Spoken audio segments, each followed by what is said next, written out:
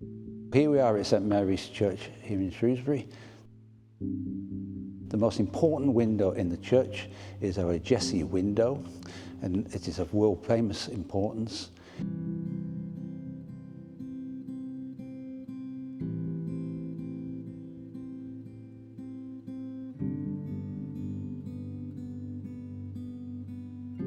In the book of Isaiah, we're told that from the rod of Jesse will emerge the Messiah.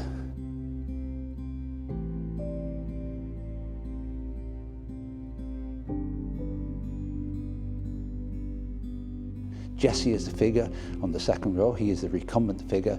And if you follow the tree that emerges from his tummy, the first king you come to has a harp in his hand.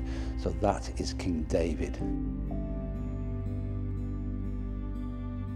And you remember from your Christmas carols that Jesus is of David's line. And that's how the window works. It's really just a genealogical tree. And of course, Jesse is the father of David.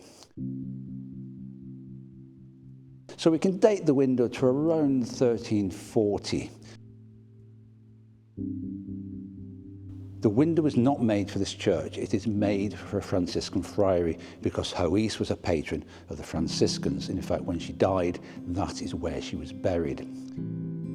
The window is moved, not here, but to a church called St Chad's. But St Chad's collapses in 1788, so the window is then moved here to St Mary's.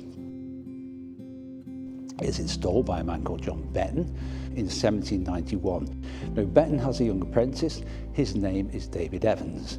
Evans will become his partner, and then Evans will take over the business.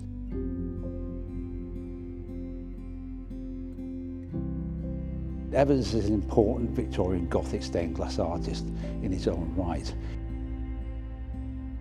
And it is Evans who will complete the window as it now stands, because on either side, the two outer lines, the figures are larger, they look outwards rather than inwards, they have a predominantly red background. That is the work of David Evans.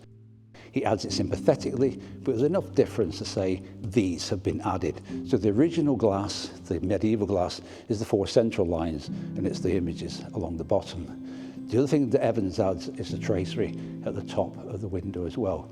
The town has clearly always recognised this as being very important glass. They've moved it twice, it's had 3 different homes, and they've obviously protected it from the worst of the iconoclastic Puritans with their hammers, who would have taken out all these images as being pagan, really.